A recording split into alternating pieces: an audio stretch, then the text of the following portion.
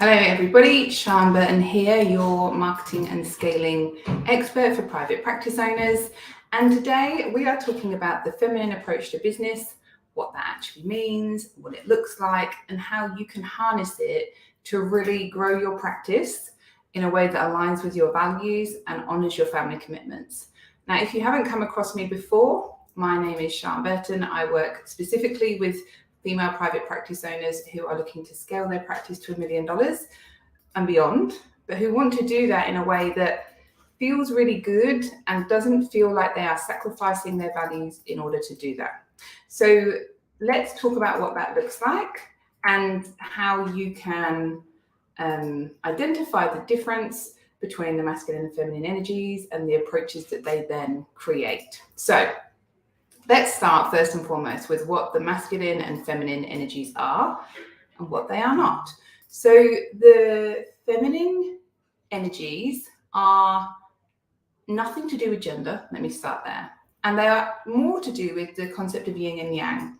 They've been turned into the masculine and feminine energies because I think it has more context to day-to-day life. So the feminine energies are around living for joy, quality, intuition, being, collaboration, peace, being nurturing, seeking pleasure, and community, and needing other people around us. So needing to be in community.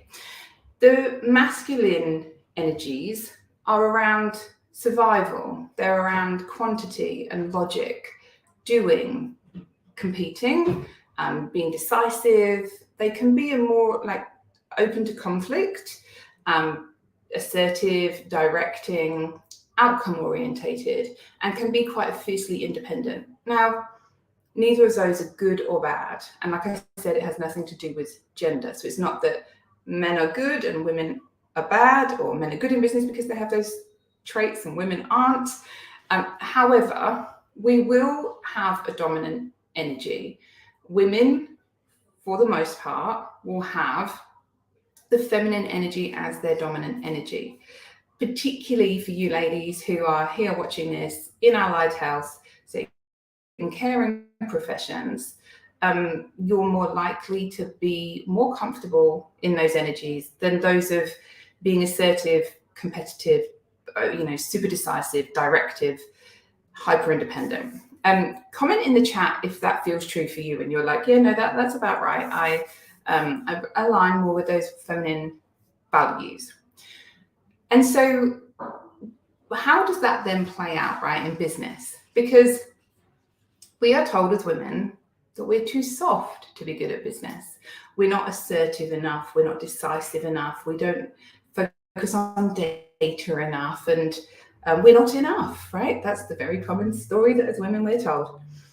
And we're also shown representations of male business owners and honestly the male coaches in this space who are what might be termed hyper masculine, so very assertive, very dominant, very data driven, very analytical, very focused on KPIs and numbers and profit and things that feel quite alien to many of the women I work with in Success Without Sacrifice, my program. So what that can lead to is women feeling like, oh, I don't know how to do business. I'm no good at this business thing. I hear all the time, I'm a clinician, not a business owner, right? But that's not actually a true reflection of the strengths that you have. Because if you move outside of the allied health space and you look at other big brands that we know and love, they actually really embrace these feminine values in the way that they've built their brands and their business. Like if you think of Apple, and I know this is the one that everybody uses, but they've built community around their products. Like I'm an Apple user, right? I'm part of a community because I'm an Apple user.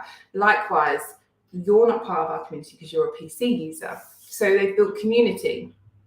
They nurture me through telling me that if you use our product, you can connect more with your family, you can save time, you can stay up to date with the latest technology and feel like you're moving forward and being progressive. So they're really using these feminine values through their marketing. They're not being dominant and telling me you should buy our products because our products are the best, because that doesn't work, right? Our health is quite a bit behind from this marketing approach, and there's a perception still that that's the way to go. So what I want to tell you, ladies, first and foremost, is that that's not the case. And actually, in more sophisticated marketing fields, when you look at bigger brands, this isn't how they do business. It's not how they market. It's much more focused on these feminine values. So firstly, put that to one side that you're being told that this isn't the way to do it, because it actually is. And as a former director of marketing, this is what I used to do, right? So then it becomes, well, then how do I harness this? How do I get the best of my feminine energy and sit in my feminine energy? Because I want to be authentic in how I approach my business. Many of you will have tried putting other more masculine strategies and tactics and approaches in place in your business, and they just feel awful. It's like you're trying to mix oil into your water and it just floats to the top and makes a mess, right? So how do we then approach it in a more feminine way so we can be in our feminine energy, but not lose all the amazing power and insight and wonderful things that the masculine energy brings? And it's about owning your feminine energy and knowing that actually it's really powerful and it's an amazing way to build a business, to have that as your foundation, but tapping into the masculine energy when you need to so that it can empower your feminine energy. So this is all very conceptual, I know. So I'm going to give you some tangible examples because I don't want to be so high up that you don't understand what I'm talking about. So let's say that a feminine value is around quality. Now, if all we focused on was quality and we said that we're only going to see the very best quality clients, they have to be our perfect clients, we won't see anybody else, you're going to have an issue around attracting enough clients into your practice in order to grow and scale and fill a team, right?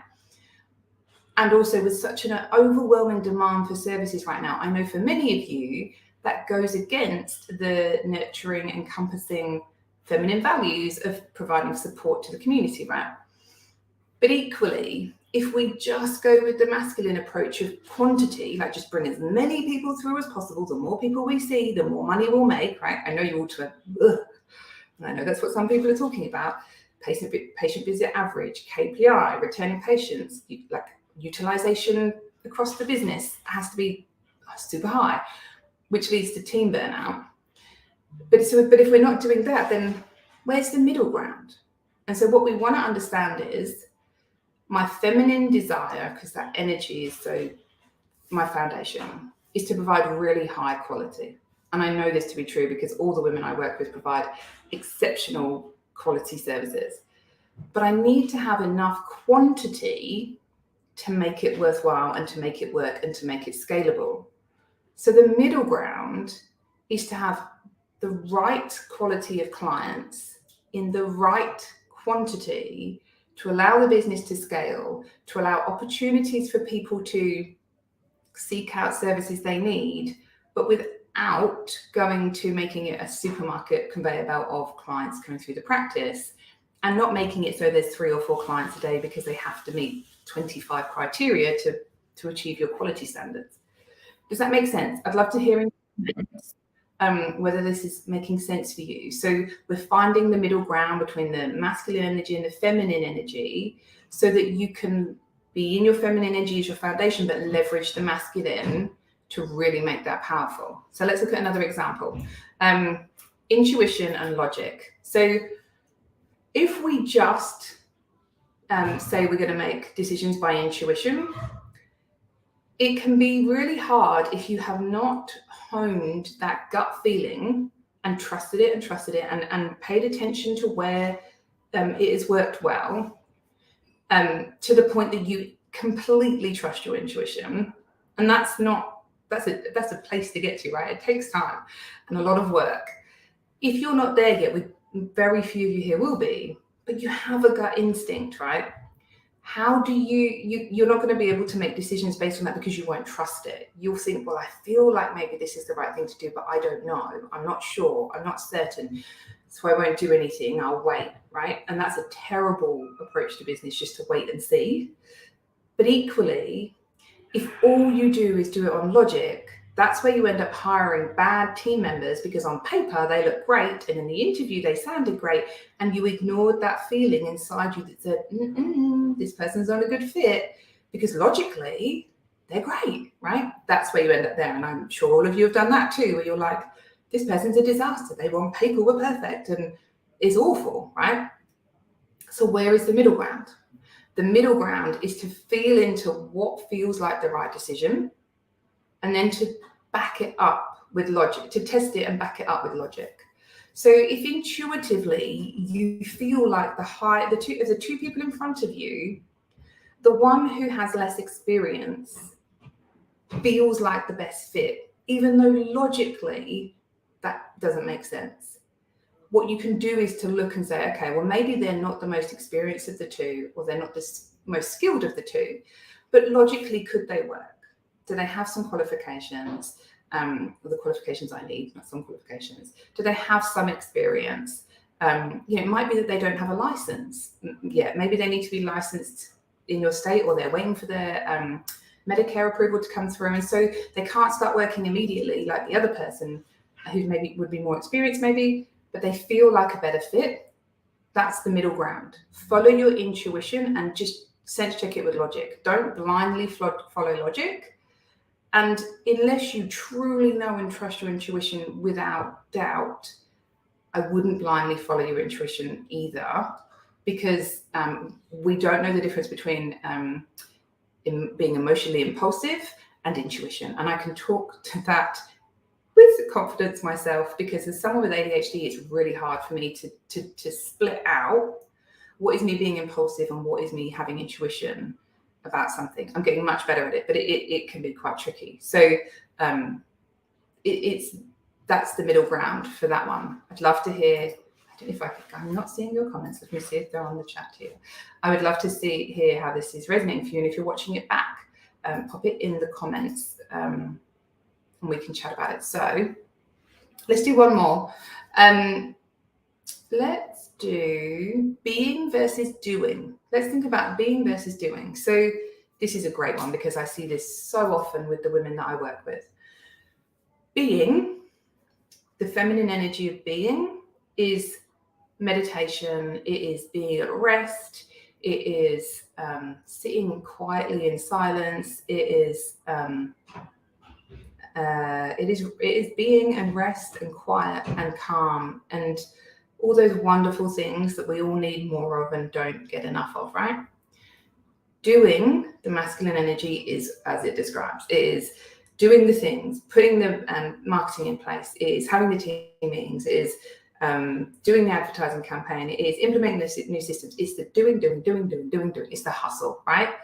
And what happens, this is a really common one where women will find themselves in the masculine energy and getting completely burnt out, is that when we do, and we don't allow ourselves to be, we burn ourselves out. And like men will burn themselves out doing that too. This isn't a woman versus man thing. This, like I said, it's not gender orientated. It's about the energy that we're in, and no one can do all the time without eventually burning themselves out.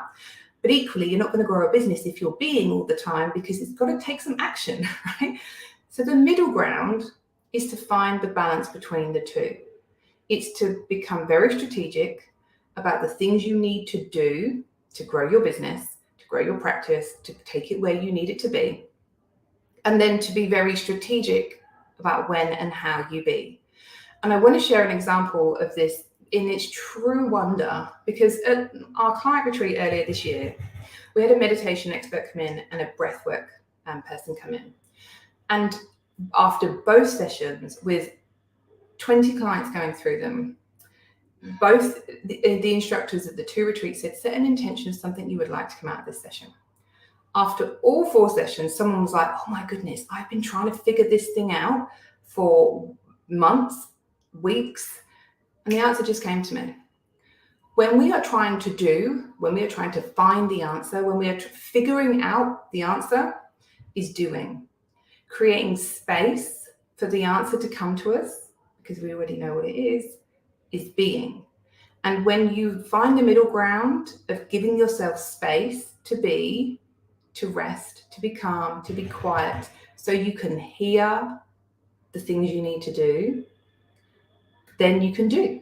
And you can do with direction. Instead of just doing in the hope of getting it right, it's much more directed and strategic because you're being and then doing. And then when you're done doing, you go back to being. And we build this integrally into my program Success Without Sacrifice, because women do too much and we be too little, and we make it incredibly hard for ourselves when we do that, because we're not leveraging our feminine energy. We're burning ourselves out trying to be something that we're not, which is constantly in that masculine energy. So, we focus a lot on what feels like the next right move for you. We have a breathwork person that comes in. We do a lot of quiet focus. We do a lot of focus on creating quiet time and calm in the lives of our clients, so that they can have the time to be able to figure out what they should be doing, and then we can support them with that doing. So if that's something that you would like to hear a bit more of, how we are bringing this really, what I know to be quite unique approach into growing a private practice, we will pop a link in the comments below here where you can book in a call to have a chat about what it is we do and whether that might be a good fit for you. If it looks like it might be, then we will jump on a call together and we will create a success plan for you so that you can see exactly how leveraging your feminine energy can grow and scale your business really quickly. We've got clients who are doubling the size of their business, working half as much. That's a very common thing that we do. We can help you to do the same on that call. So I would love to hear your thoughts on this in the comments. I would love to hear whether this resonated for you. I would love to hear your ahas around this middle ground of like, this is the masculine, this is the feminine, here's the middle bit, which is the feminine approach to business, as opposed to trying to adopt strategies that are masculine energy orientated, that don't feel good to you, that aren't authentic, and that are then very difficult to implement because everything in your being wants you to not do it. So I'd love to hear your thoughts in the comments. I look forward to chatting to some of you soon, and I will see you next week on our next training.